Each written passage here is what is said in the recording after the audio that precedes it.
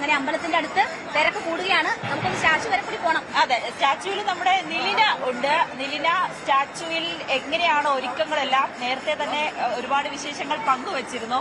എന്താണ് ആളുകളൊക്കെ പറയുന്നത്? അവർ ആ ഒരു നിമിഷത്തിന് വേണ്ടി കാത്തിരിക്കുകയല്ലേ?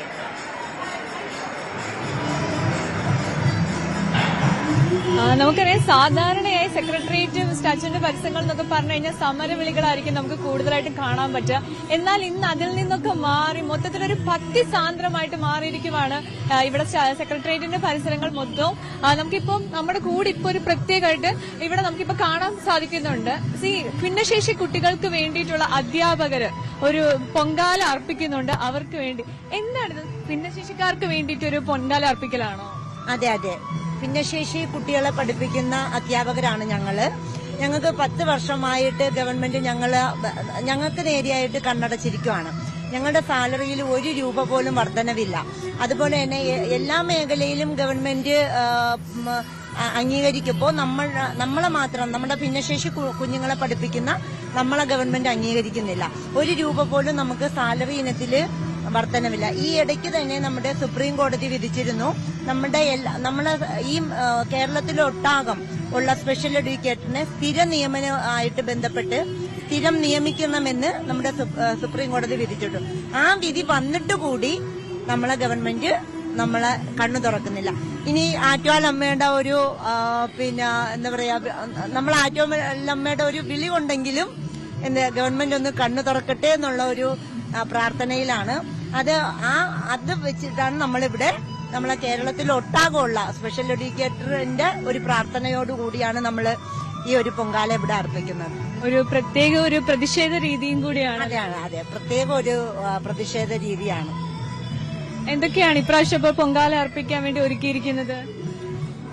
ഇപ്പൊ നമ്മള് എന്താ പറയാ, ശർക്കര പായസമാണ് നമ്മള് ദേവിക്ക് വേണ്ടി അർപ്പിക്കുന്നത്. ഈ ദേവി പ്രസാദിക്കുന്നതിനോടൊപ്പം നമ്മുടെ ഗവൺമെന്റ് നമ്മളെ ഇതിനു വേണ്ടി പ്രസാദിക്കണമെന്നുള്ള ഒരൊറ്റ പ്രാർത്ഥന മാത്രമാണ് നമുക്കുള്ളത്.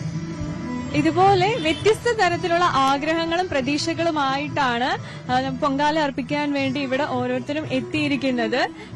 ചേച്ചി, ഇങ്ങനെ നമുക്ക് നോക്കിക്കഴിഞ്ഞു കഴിഞ്ഞാൽ അവരുടെ പ്രതീക്ഷകൾ, പ്രാർത്ഥനകൾ, ഒരു വർഷത്തെ കാത്തിരിപ്പാണ് ഇപ്പോൾ ഏതാനും മണിക്കൂറുകൾക്കുള്ളിൽ ഇവിടെ പൂവണിയുന്നത്. വൻ സുരക്ഷാ സംവിധാനങ്ങൾ ഒരുക്കിയിട്ടുണ്ട്. ഈ സെക്രട്ടേറിയറ്റിന്റെ പല പരിസര പ്രദേശങ്ങളും നോക്കിക്കഴിഞ്ഞു കഴിഞ്ഞാൽ നമുക്ക് പ്രഭാത ഭക്ഷണത്തിനുള്ള കർമ്മങ്ങളും ചെയ്തിട്ടുണ്ട്. അതുകൊണ്ട് ആളുകൾ എല്ലാവരും പോയി പ്രഭാത ഭക്ഷണം മേടിച്ച് കഴിക്കുകയും കുടിവെള്ളം എല്ലാം ഇവർക്ക് സമയാസമയങ്ങളിൽ എത്തിക്കുന്ന രീതിയിലേക്കുള്ള വൻ സുരക്ഷാ ക്രമീകരണങ്ങളാണ് ഈ പരിസരങ്ങളിൽ ഒരുക്കിയിരിക്കുന്നത്. എല്ലാവരും അവസാനഘട്ട പോരാട്ടങ്ങളോടൊപ്പം തന്നെ പ്രഭാത ഭക്ഷണം കഴിക്കുകയുമാണ് ഇവിടെ കാണാൻ സാധിക്കുന്നത്. ചേച്ചി, എത്ര വർഷമായി ഇത് പൊങ്കാല അർപ്പിക്കുന്നു? എത്ര വർഷമായി ഇവിടെ പൊങ്കാല അർപ്പിക്കാൻ തുടങ്ങിയിട്ട്? എത്ര വർഷമായി?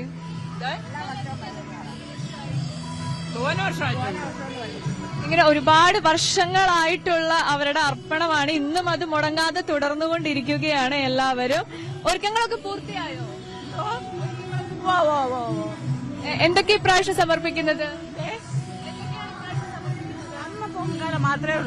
പൊങ്കാല മാത്രമേ ഇടുന്നുള്ളൂ. ഇത് ഒരുപാട് വർഷമായിട്ട് പൊങ്കാല ഇടുന്നു? വർഷവും വരും. സാധാരണ എല്ലാം ഈ പരിസരങ്ങളിൽ തന്നെയാണോ? വേറെ സ്ഥലങ്ങളിലൊക്കെ പോകും. അമ്പലത്തിന്റെ പരിസരത്ത് കിട്ടാത്തതിൽ സങ്കടമുണ്ടോ? സങ്കടമുണ്ട്, നമുക്ക് പോകാൻ പറ്റൂലല്ലോ. അങ്ങനെ അമ്പലത്തിന്റെ പരിസരങ്ങളിൽ കിട്ടാത്ത സങ്കടം ഉണ്ടെങ്കിലും അവരെല്ലാവരും ഇന്നത്തെ സ്ഥലം കണ്ടെത്തി അത് തെരഞ്ഞെടുത്ത് അതിന്റെ ഒരുക്കങ്ങളിലാണ് പൂർണ്ണമായിട്ടും. തിരക്ക് കൂടിക്കൂടി വന്നുകൊണ്ടിരിക്കുകയാണ്. ഇപ്പൊ തന്നെ നേരിയ രീതിയിലുള്ള ചൂടൊക്കെ അനുഭവപ്പെട്ട് തുടങ്ങുന്നുണ്ട് ഇവിടെ.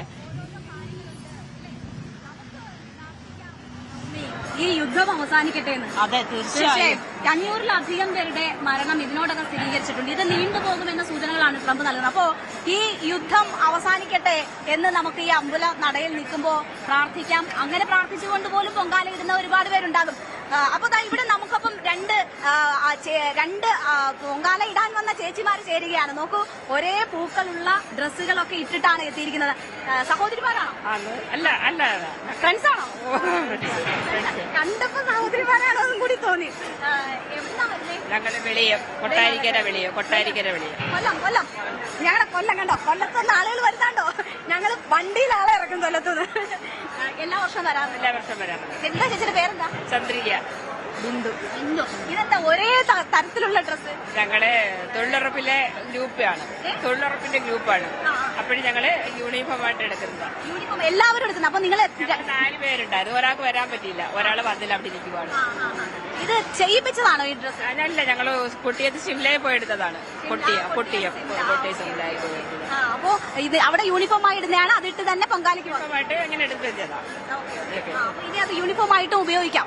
ഞങ്ങൾക്ക് ഇങ്ങനെ പൊങ്കാലയ്ക്കും എല്ലാം പോവാം, അമ്മയുടെ അടുത്ത് വരുമ്പോഴും ഇങ്ങനെ ഉപയോഗിക്കാനാണ്. ഇപ്പൊ ദർശനം നടന്നു. ദർശനം ഇന്നലെ കഴിഞ്ഞു. ഇനി ഒന്ന് കാണാൻ പറ്റുന്നെങ്കിൽ കയറി അമ്മയെ കാണണമെന്ന് ആഗ്രഹമുണ്ട്. ഇന്നിപ്പോ ഉച്ച കഴിഞ്ഞ് അമ്പലം അടച്ചിടും അല്ലേ? ഉച്ച കഴിഞ്ഞ് അമ്പലം അടയ്ക്കും. അതുകൊണ്ടാണ് ഇപ്പൊ ശ്രമിക്കുന്നത്. എവിടെയാ അടുപ്പ് കൂട്ടി? ഇതിന്റെ തൊട്ടടുത്ത് തന്നെ, അമ്പലത്തിന്റെ അടുത്ത് തന്നെ. അപ്പോ ദർശനം ഇപ്പോഴും ഒരിക്കൽ കൂടി കിട്ടട്ടെ എന്ന് ഞങ്ങളും ആഗ്രഹിക്കുന്നു. ശരി, എന്തായാലും പോട്ടെ. നമ്മൾ ഈ വസ്ത്രത്തിലെ സാമ്യം കൊണ്ടാണ് അവരിലേക്ക് എത്തിയത്. ഈ ഇടവേള സമയത്ത് ഞാൻ നോക്കുന്നത് ഇവരുടെ വസ്ത്രം എന്ത് രസമല്ല. ഓരോ ട്രെൻഡ് നമ്മൾ ഇവിടെ വരുമ്പോ കാണുന്നുണ്ട്. അത് ഇവർ മാത്രമല്ല, ഒരുപാട് പേര് ഈ നമ്മുടെ കേരള സാരിയൊക്കെ എന്ത് വെറൈറ്റി അല്ലെ, എന്ത് ഡിസൈനാണ്. ഓരോ തവണയും അതിന്റെ ട്രെൻഡ് മാറിക്കൊണ്ടിരിക്കും. പൊങ്കാലയുടെ ആചാരങ്ങളിൽ ഈ നല്ല വൃത്തിയുള്ള വസ്ത്രം ഒരു പ്രാധാന്യമുള്ളതാണ്. അത് ഈ വ്രതം പോലെ തന്നെ പറയുന്നതാണ് വൃത്തിയുള്ള വസ്ത്രം എന്നത്. അതിപ്പോൾ ആളുകൾ പുതിയ വസ്ത്രം എന്ന രീതിയിൽ തന്നെ കാണുന്നുണ്ട്. നമുക്ക് കാണാം ഇവിടെ എത്തുന്ന പലരും പുതിയ വസ്ത്രങ്ങൾ എടുത്ത് തന്നെ ഈ പൊങ്കാല അർപ്പിക്കാൻ എത്തുന്നവരാണ്. അത് എനിക്ക് തോന്നുന്നു ഐതിഹ്യങ്ങളിൽ നല്ല വൃത്തിയുള്ള വസ്ത്രം എന്നതാണ്. അത് പക്ഷെ ഇപ്പൊ പുതിയ വസ്ത്രമായി മാറി. അത് പുതിയ വസ്ത്രം ധരിച്ച് നമ്മളിങ്ങനെ ഒരുങ്ങി വരുമ്പോൾ അത് നമുക്ക് മനസ്സിലൊരു സന്തോഷം തന്നെയാണ് അല്ലെ, ഇരട്ടി സന്തോഷമായിട്ട് തന്നെ നമുക്ക് തോന്നും. ഇത് നമ്മുടെ കുട്ടികളൊക്കെ താലപ്പൊലിക്ക് റെഡി ആയിട്ട് നിൽപ്പുണ്ട്. അവരുടെ അത് വളരെ കൗതുകരമായിട്ടുള്ള കാഴ്ചകൾ തന്നെയാണ്. മയിൽപ്പീലിയൊക്കെ വെച്ച് നമ്മുടെ കുഞ്ഞു കുട്ടികള് ചിലരൊക്കെ വാശി പിടിച്ച് കരയുന്നുണ്ട്. ഇതെന്താന്ന് പോലും 10 വയസ്സിൽ താഴെ പ്രായമുള്ള പെൺകുട്ടികളാണ് താലപ്പൊലി എടുക്കുക. വളരെ മനോഹരമായിട്ട് ചില കുട്ടികൾക്ക് എന്താ സംഭവിക്കുന്നതെന്നൊന്നും അറിയാതെ കരയുന്നവരുണ്ട്.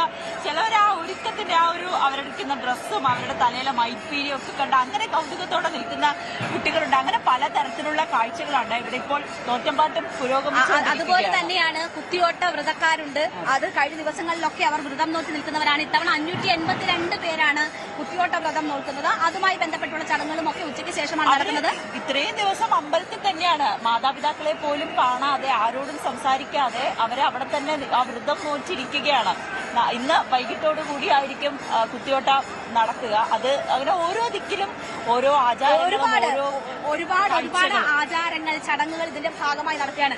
ഞാൻ മോഹൻലാൽ പറഞ്ഞ ഒരു കാര്യം കൂടി ഓർത്താൽ, ഈ വിളക്ക് കൊത്ത് എന്ന് പറഞ്ഞിട്ട് ആചാരം നടക്കാറുണ്ട്. അപ്പോൾ ഇത് ഇന്ന് ഉച്ചയ്ക്ക് ശേഷം നടക്കേണ്ടതാണ്. അപ്പോൾ മോഹൻലാൽ കുട്ടിയായിരിക്കുന്ന സമയത്ത് ആ ഘോഷയാത്രയിൽ പങ്കെടുത്തതിന്റെയൊക്കെ അനുഭവം ഇവിടെ ആറ്റുകാൽ അമ്മയുടെ മുന്നിൽ സംസാരിക്കുമ്പോൾ പങ്കുവെക്കുന്നുണ്ടായിരുന്നു. അപ്പോൾ ഓരോ വ്യക്തികളെ സംബന്ധിച്ചും അവരുടെ പല വിധത്തിലുള്ള ഓർമ്മയാണ് ആറ്റുകാലുമായി ബന്ധപ്പെട്ടത്. അത് കുട്ടിക്കാലത്ത് ഒരുപക്ഷെ താലപ്പൊലി എടുത്തതിന്റെ ആകാം, കുട്ടിയോട്ട വ്രതം നോട്ടതിന്റെ ആകാം, അല്ലെങ്കിൽ പൊങ്കാല ഇട്ടതിന്റെ ആകാം, ആദ്യമായി സാരി ഉടുത്ത് പൊങ്കാല ഇട്ടത്, അങ്ങനെയൊക്കെ പറഞ്ഞ ഓരോ ഓർമ്മ ഓരോ വ്യക്തികളുടെ ജീവിതവുമായി ബന്ധപ്പെട്ടുണ്ട്. ഒപ്പം തന്നെ ഇത്തവണ നിവേദ്യം എടുക്കുന്ന സമയത്ത് പുഷ്പവൃഷ്ടിയുണ്ട്, ഹെലികോപ്റ്റർ പുഷ്പവൃഷ്ടിയുണ്ട് എന്നുള്ളത് വലിയ നല്ല രസമുള്ള ഒരു കാഴ്ച കൂടിയായിരിക്കും. സാധാരണ ഈ നിവേദ്യം ഹെലികോപ്റ്റർ വഴി തളിക്കാറുണ്ടായിരുന്നു. ഇത്തവണ അനുമതിയുമായി ബന്ധപ്പെട്ട പ്രശ്നങ്ങൾ ഉള്ളത് കൊണ്ട് പുഷ്പവൃഷ്ടിയാണ് ഇത്തവണ ഉള്ളത്. എന്തായാലും നമുക്ക് അനുമതി ലഭിച്ചതായി മേയർ തന്നെ അറിയിച്ചിരിക്കുകയും ചെയ്തിട്ടുണ്ട്. എന്തായാലും നമുക്ക് ഒരുപാട് വിശേഷങ്ങൾ ഇനിയും പറയാൻ ബാക്കിയുണ്ട്. ഷിപ്പു, നമ്മൾ ഒരു ഇടവേള എടുക്കുകയാണ്. ഇടവേളയ്ക്ക് ശേഷം വീണ്ടും ഈ പൊങ്കാല ചടങ്ങുകൾ തുടങ്ങുന്ന സമയത്തേക്ക് തിരിച്ചെത്താം. Back to studio. കൂടുതൽ വാർത്തകൾക്ക് news 18 Keralam YouTube channel subscribe ചെയ്യുക.